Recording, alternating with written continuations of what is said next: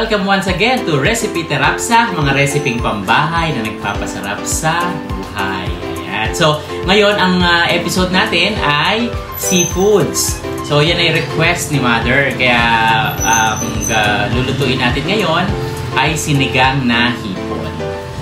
So, masarap humigop ng mainit na sabaw. So, papakita ko sa inyo ang instructions at ang mga ingredients. At ito na ang mga ingredients.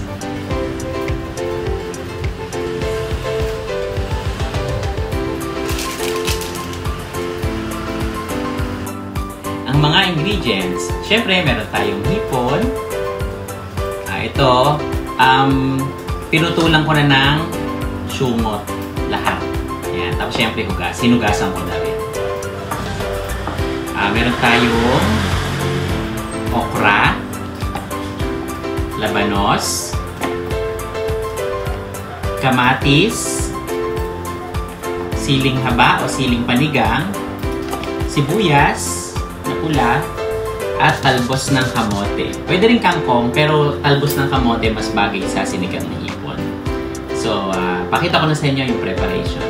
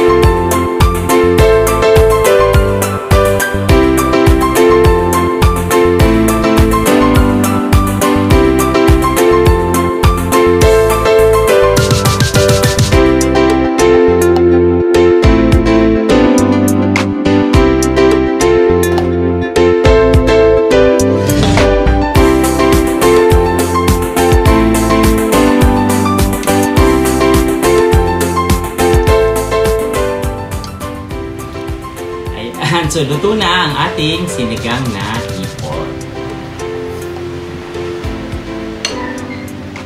sabaw muna.